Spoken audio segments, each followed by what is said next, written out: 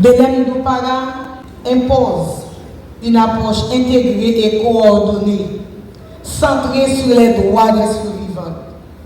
Elle nous oblige à garantir l'accès à la justice, aux soins de santé, au soutien psychosocial et aux mécanismes de réparation.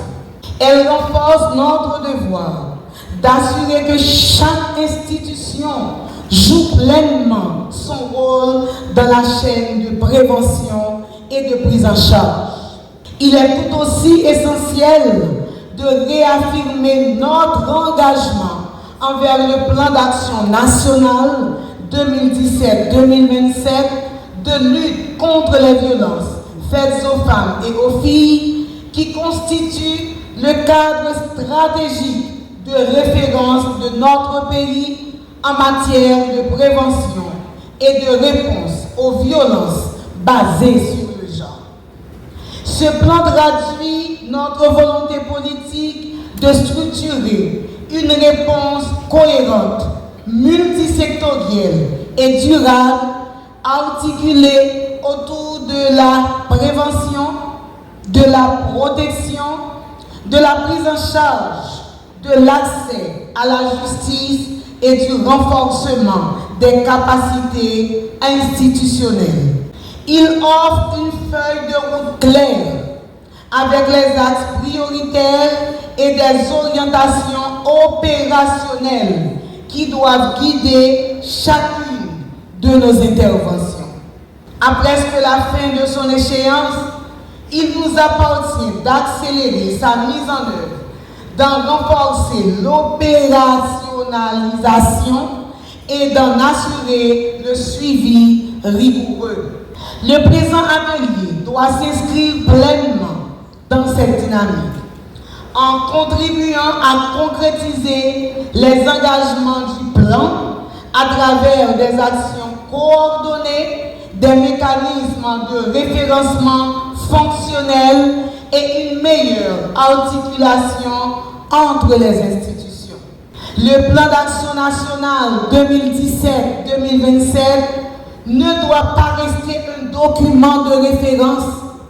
Il doit être un instrument vivant, porté par des résultats tangibles au bénéfice des femmes et des filles survivantes de violences.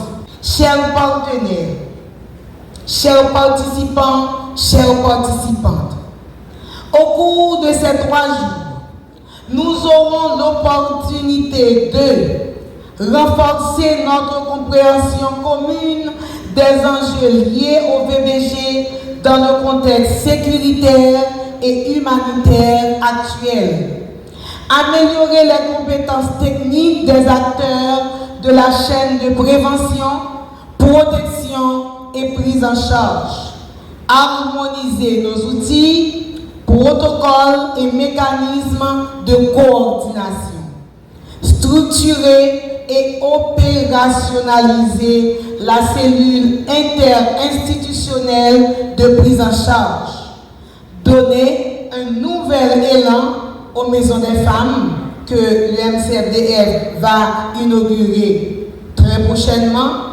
et la ligne d'écoute gratuite 8919. Les résultats attendus sont clairs. Une coordination fonctionnelle, des mécanismes de référencement harmonisés et sécurisés, des acteurs mieux formés et un plan d'action interinstitutionnel réaliste et applicable à court terme. MCFDF lancé. STFDF prend responsabilité. Ligne 8919 l'emploi relancé.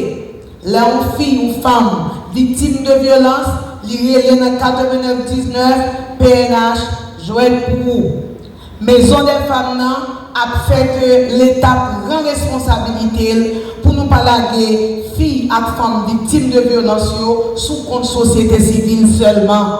Il faut que l'État prenne responsabilité et ses rôles MCFDF pour accueillir ou recevoir plainte, c'est vrai, faire référencement, mais tout prend en charge filles et femmes victimes de violences à travers 4 maisons des femmes, l'Ouest qui va inaugurer le mois prochain, Grand Danse à prendre la relève, et puis l'Antibonite avec Plateau Central, 4 départements qui vont recevoir minimum 50 filles, femmes victimes de violences, son période 30 à 90 jours, côté la bayo, appui psychosocial, appui médical et juridiquement pour le ministère de Justice, aidez-nous dans la bataille.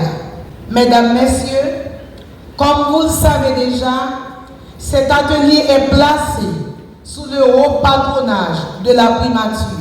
Et je vous demande de m'aider à remercier le Premier ministre, son Excellence, M. Alix Didier-Fils-Aimé, qui a pris en compte et qui a compris la nécessité de ces 3 jours d'atelier. Merci de me prêter vos mains pour applaudir et remercier le chef du gouvernement qui a compris la nécessité pour accompagner les filles et les femmes victimes de